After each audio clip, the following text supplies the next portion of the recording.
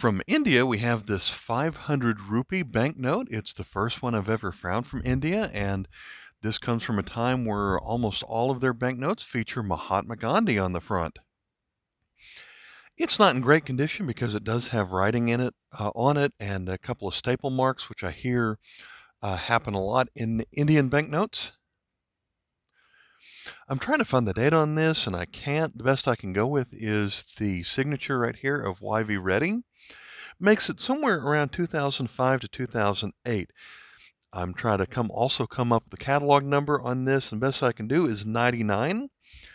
But one thing about these notes is the Indian government believed these were a little bit too easy to fake. So in 2016, this was demonetized. If it wasn't for that, this would have an exchange value for more than the entire lot that I'm about to show you. We do have a watermark of Gandhi here in the window and a security thread that runs through it right here. Flip it over and we have a scene of, I believe they just called this Gandhi leading the people. Something else that I thought was interesting is there are so many official languages within India, and they're all written right here. So each of those lines is a different language. So not just Sanskrit, but several others. So recently I was at a local coin and currency show. I met a dealer that I'd never seen before. He was primarily interested in silver stacking type pieces, a lot of modern commemorative silver coins, but he had this big tub of foreign paper money that was just priced to go. I was surprised at how little I had to pay for everything that I'm going to show you in this video, which we're going to get through as we go through it. So there was so much to choose from in this lot. I didn't even know what I wanted. There were so many things that I couldn't find, so many great pieces, so many great prices on all this. Everything was just the same price, and I'll reveal that at the end. But things that I just don't see. Certainly the stuff that I buy off of eBay didn't have any of this, so I had a pretty good choice of what to go through on here. So our next note is going to be from Cuba, and this is a 3 pesos note. It features the famous leader of Cuba, Che Guevara. I'm not going to comment on what I think about Che Guevara, but people do like to collect the banknotes of the famous and the infamous world leaders on here. This is one of the few ones I picked up in uncirculated condition. Is dated 2004 on the screen. And as a coin collector, what I think is interesting is the 3 peso must be reserved for Che Guevara. I didn't even know his real name was Ernesto, as it is shown right here. So I also have a 3 peso coin of Che Guevara. Now, in Cuba, their tourism money is pegged to the United States dollar as 1 for 1. But this is going to be from the currency that the locals use and is not pegged in such a way. This one has a catalog number of 127A, book value of $2. Let's flip it over, and we have a worker in the field. This one also has a security thread that goes through it, and a watermark, and I'm not sure who that is. Definitely not the same person like we usually see on these banknotes. All the ones that I had trouble identifying specifically seem to make it to the front of this video. This is from the Philippines. It's a 5 peso note from, I believe, 1999 with a catalog number of, I think, of 180. And this one has a value of a book value of 50 cents. And as we take a look here at we have the same face in the watermark.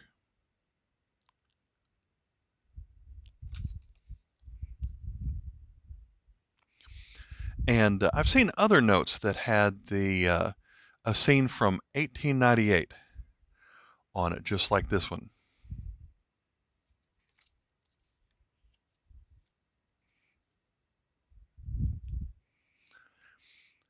While we're looking at the Philippines,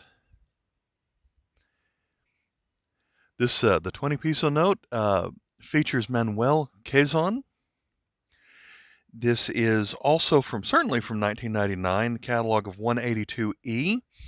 This one actually is I believe, a key date with the red seal, with the red serial number on it, and a signature 15. Sometimes you can tell the date if you don't have a date printed on it by the names that are on here. So this combination of the red serial numbers and the signature 15 in the catalog makes this a value of $5 in very fine condition.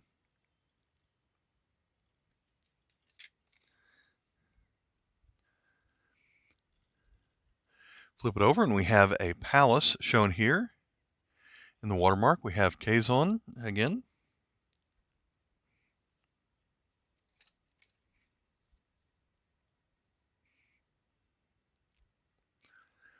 The next few are from Mexico, and really there's going to be nothing particularly valuable in any of these, but being such a close country to America, I do like seeing these.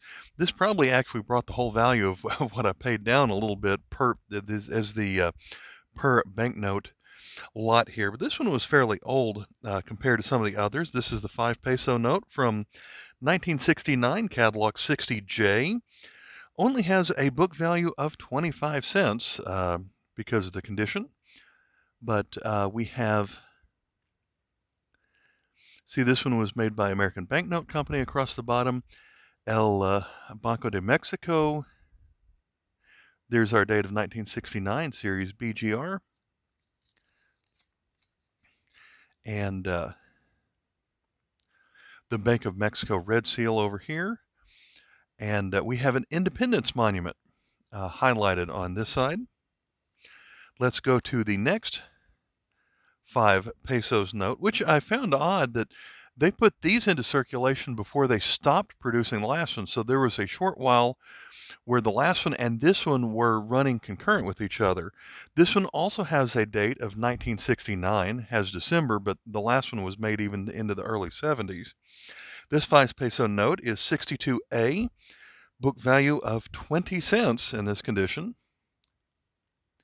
And I'm not quite able to read the name on this one, but see, I like the eagle and snake with kind of a 60s design over here. Don't see a watermark or any thread through it. Or that's an agave plant, but a little bit more colorful than the last one. And we've got the snake being captured by the eagle on the cactus here in that stylized look.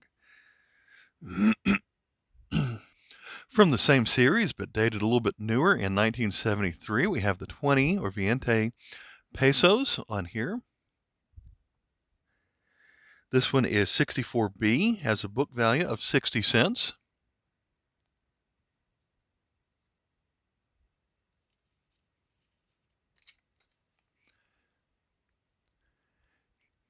And has the,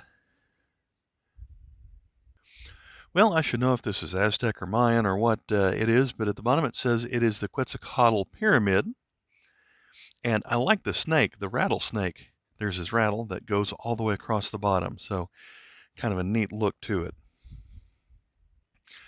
Same series, but dated 1975, is the 10 pesos note featuring Hidalgo. Again, we have the face of an eagle right here. This one is 63H. It has a value of 20 cents.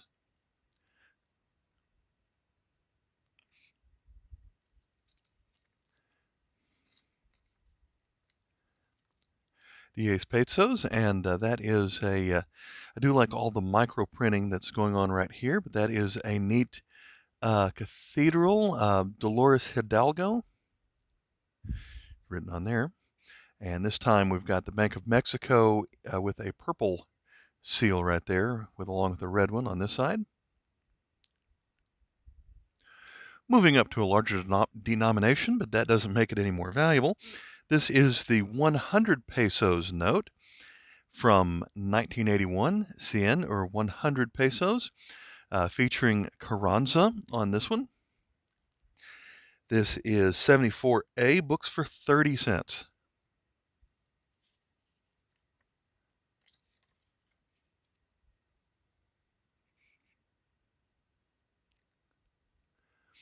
This time it has a green Bank of Mexico seal right here.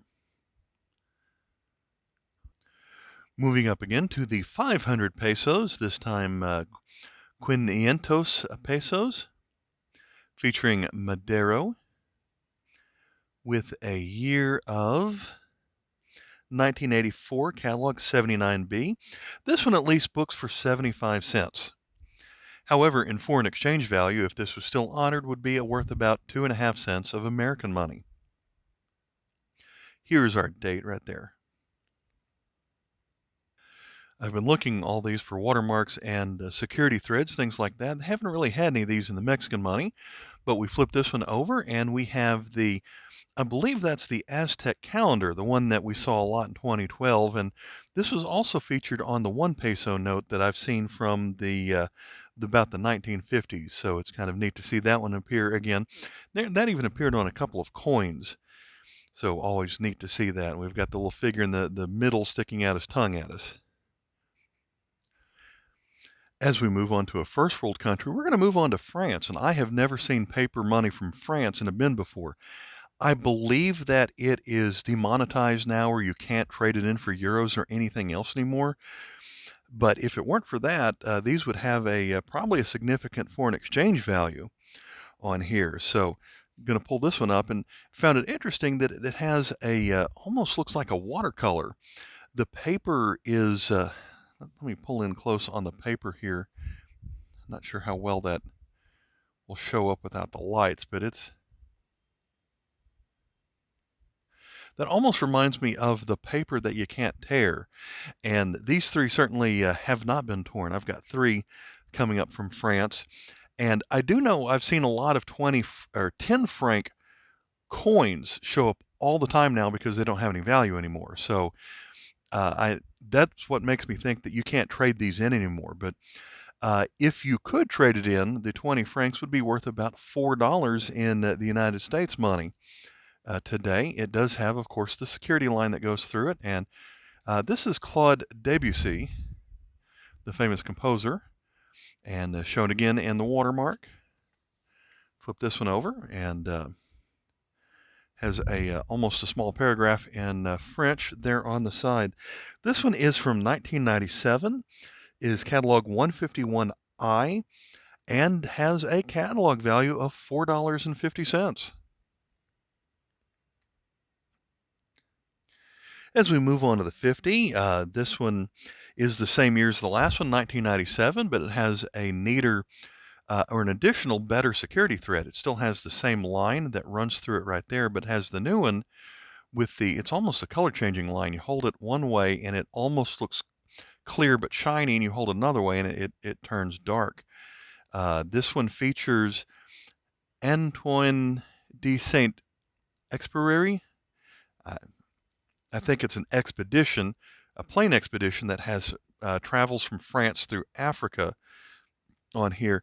I did not remember the name of this person featured on the money, but it is showing up in the watermark here. And when we flip that one over, it again features the plane that was used on it. Here is the date stamped in 1997. In foreign exchange value, if it was still valid, would be worth about $10 today, but it's not. But it still has a catalog value of $9. Since I call this one extra fine condition, pretty much just had one fold going through it.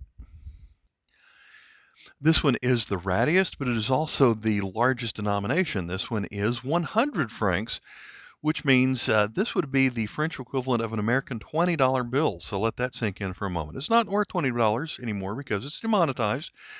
It does have a lot of folds to it, so it's probably the worst condition one of all the French notes on here. It has a date of 1994, and this one is Eugene Delacroix. And imagery there that might get me demonetized, but there is his watermark, and I don't see a security thread running through this one,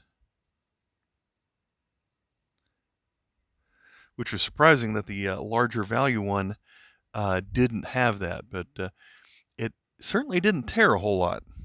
So in this condition, this one has a catalog value of $6. We're now moving to the Czech Republic soon after they split up from Czechoslovakia. And this is right after they created their new solo currency. This is the 20 Korun. Note from 1994 has a catalog of 10A. In this condition, it said it was worth its face value foreign exchange value, which makes this worth 90 cents. But it does have the shiny security thread that runs through it. Kind of sparkly, has shiny, but also has words written on it or letters. We see there. We do have a watermark of the same individual that shows up right there. There is his name, Otakar. I guess that's what that says. Flip that one over, and we see his crown.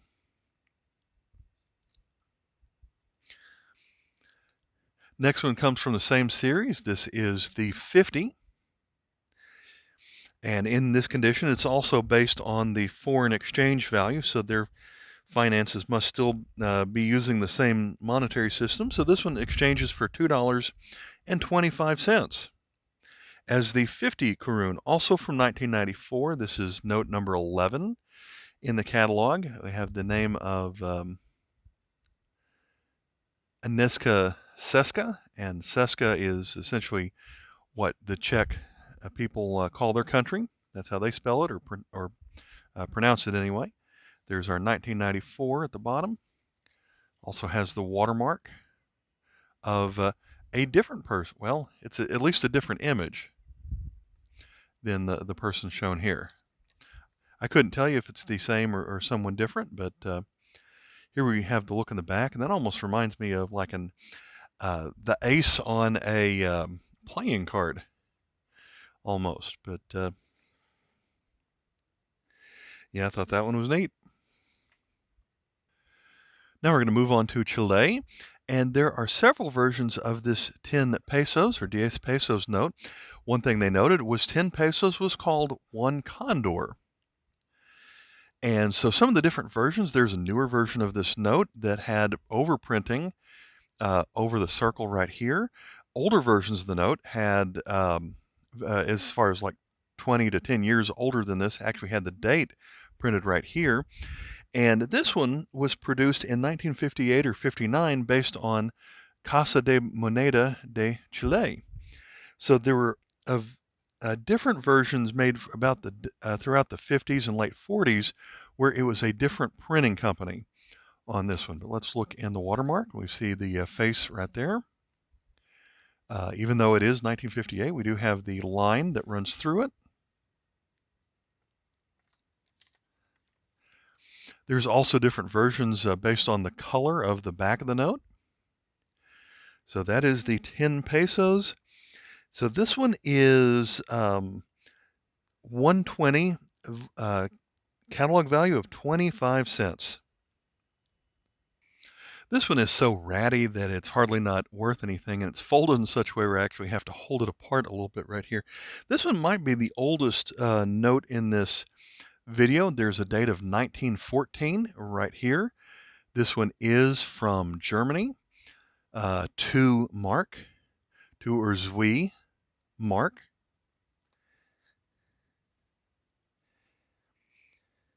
Catalog number 53, and even in good condition, this one has a catalog value of 50 cents. So I'm going to call this good condition, which is, of course, means it's not that good.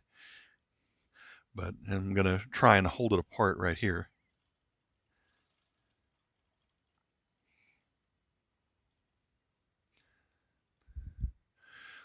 Just like the ones from France, here is one from Spain that might be worth a little bit more if it was still valid.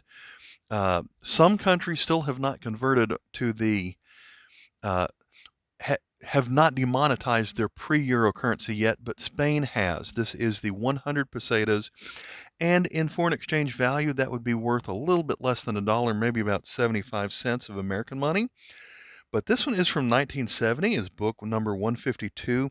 I'm calling it very good condition, but still has a book value of about $1. We feature here Manuel de Falla on this 100 or 100 pesetas. Here is the date of 1970, November the 17th.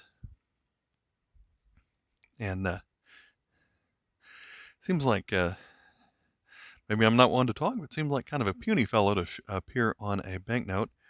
And we do have his watermark that shows up through there. And I believe, if I remember, this was his palace.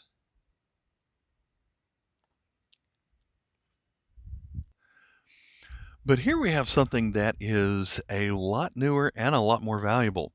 2,000 pesetas, if you could cash them in, would be worth nearly 15 United States dollars. And this one dates back to April 1992. Here we have Jose Celestino Mutis. Does have the security thread that runs through the middle with words printed on them. Here is our watermark. Lots of names printed on them. Flip it over, and this is one of those where it's vertical. So it looks like we almost have a program. That almost looks like the intro to like a program on a wedding or something like that. So we have the again the logo of Spain, 2,000 or 2,000 pesetas, and then some estate. So even though it's not can't cash it in anymore, it does have a catalog value of 20, making this the best one in the video. So 1992 KM164 is our catalog number. As we go back to the old ones, which are in ratty condition, here is one from Luxembourg. It's 5 francs. It doesn't have a date printed on it, but it was made in 1944. It's catalog number 43. I'd say this one is very good condition, making it worth 50 cents. And this features Grand Duchess Charlotte.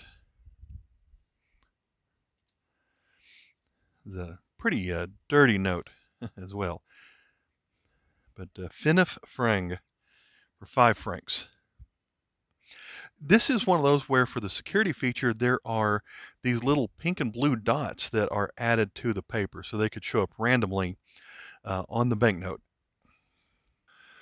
While we're looking at 5 franc notes from the World War II era, here is an Arabic country that was at one time controlled by the French. This is Morocco, or they call themselves Maroc. So 5 or 5 francs has a date of August of 1943 right here. This one is incredibly well worn, of course. KM24, value of $1. This was actually made in the United States in the Philadelphia Mint, or made in Philadelphia. The Wright Bank is the people that produced this one during World War II. Again, you can tell this one is about to fall apart, but here is the side that is in Arabic, and I can't read what that says. Here we have a banknote from Russia soon after the fall of the Soviet Union. This one is for 5,000 rubles from 1993 and is a catalog number of 258. This one actually has a value of $3 in the catalog. And so in the watermark that's going to appear in the window is the same as this building right here, I believe. Kind of see the some kind of government building right there. We flip that one over, and it is pretty ratty, though. We've got another one from Russia that's a little bit newer and in better condition. This 10 rubles note is from 1997, catalog 268. It also has a value of catalog value of $3. So we've got a bridge here, another government building, and this is what's going to show up in the watermark right here.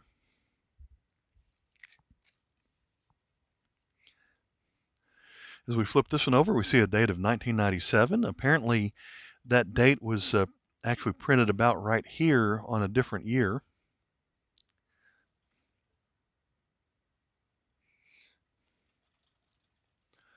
Moving on. This note looks as ratty as something from World War II, but it's really just well worn from 1997. It does have the neat security sparkly thread that goes through it. It is a 100 or 1,000 colonis from Costa Rica. And this is another one where it's in such poor shape that we go by the foreign exchange value of $1.75. This one is catalog number 264A. And yeah, that's a watermark right there if you can see it. Here is the security thread. I think I see the number 1000 actually printed on the security thread.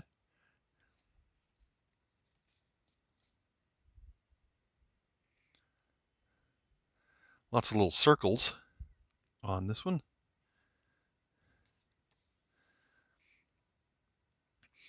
And there is the Central Bank of Costa Rica.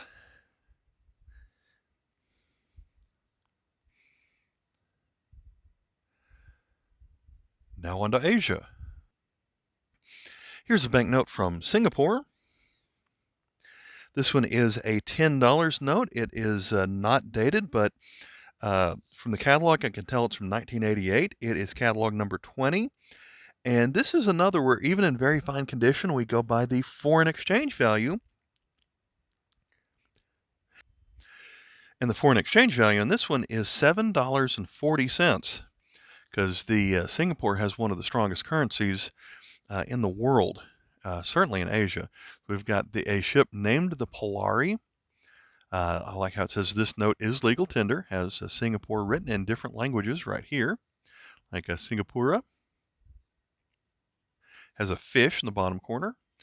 And in the watermark, we have a lion, which I don't really think of lions when I think of Singapore, but there is a line that runs through this. There are a couple of variations apparently based on the placement of the line that runs through it. We turn this one over and we have the fish again. We have featuring public housing on this side. And I believe that is the shape of Singapore right there.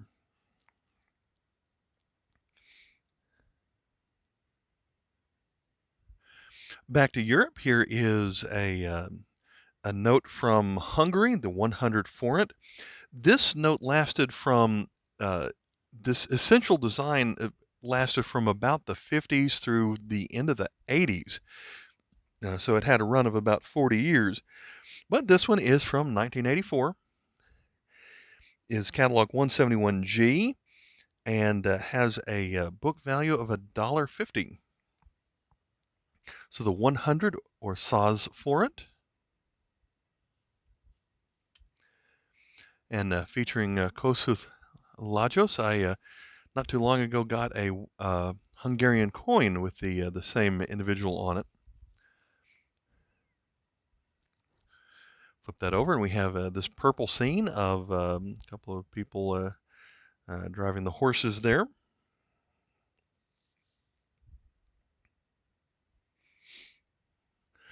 For a while, Brazil made their banknotes where they were the same upside down. And I thought this particular person looked a lot like Tim Curry. And there was a thing going around a few years ago that they could identify your personality by what movie you think of with Tim Curry. I would always say Clue, which is probably not the first answer for a lot of people, but he is not the star of the 100 Cruzeiros banknote from Brazil. And instead, this actual person is, that is way too small, I can't read it. But he appears in both windows. So it's interesting how he's right side up on this side, and then he'll be upside down on that one. Flip it over, and again, it's almost the same upside down here. About the only thing I could find that was different when you flip it over is the two names that appear on this one. So kind of an interesting how they have the same design upside down. This one is not dated on the note, but it is from 1981. It's catalog 198A. This one is only worth 10 cents, so is very low value, very common banknote. Here we have one from Venezuela. Now, a lot of their coins feature bolivar as their liberator, but I don't really see sucre on any of the Venezuelan coins. I think it's Bolivia that has the sucre as their currency. This one has a date, looks like it's almost stamped later, of March of 1986. So this is the 10 bolivares, catalog 61A. only worth 20 cents. And as you know, Venezuelan money became quite worthless about 10 years ago or so. So a neat a monument there on the back. Here are some Japanese military money. There are two versions of this. One is the A, but this one is the B. The A is actually a little bit more expensive because it's harder to find. So the 50 sen is not dated, but it was made in 1945. It's catalog number 65. And even in fine condition, books for $1.25. So these are really tiny banknotes that so the members of the military could carry them around from the World War II days.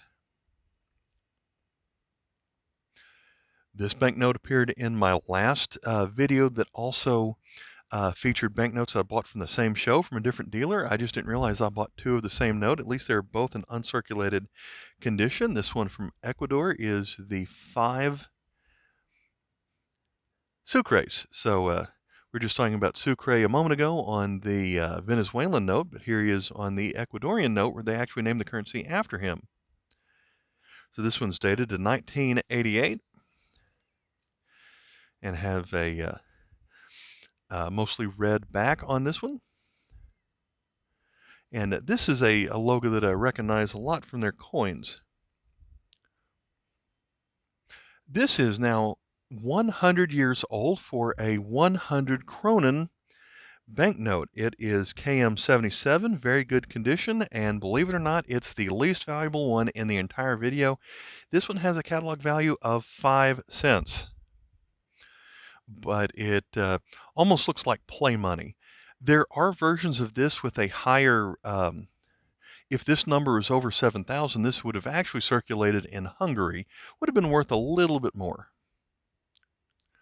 We're going to finish with another Austrian note. This one is a little bit better condition and is a little bit worth more. 2 kronen from 1917, catalog KM21.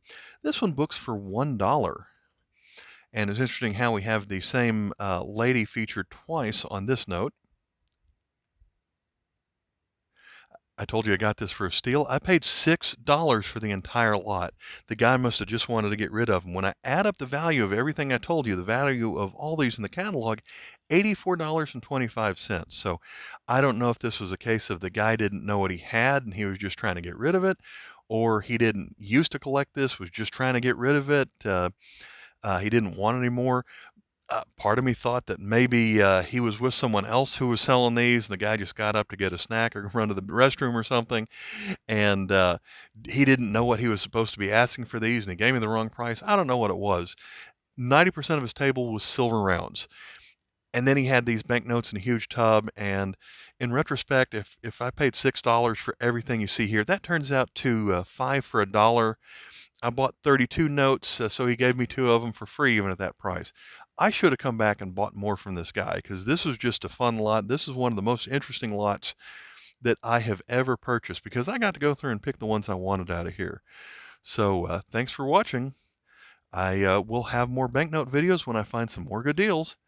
Bye.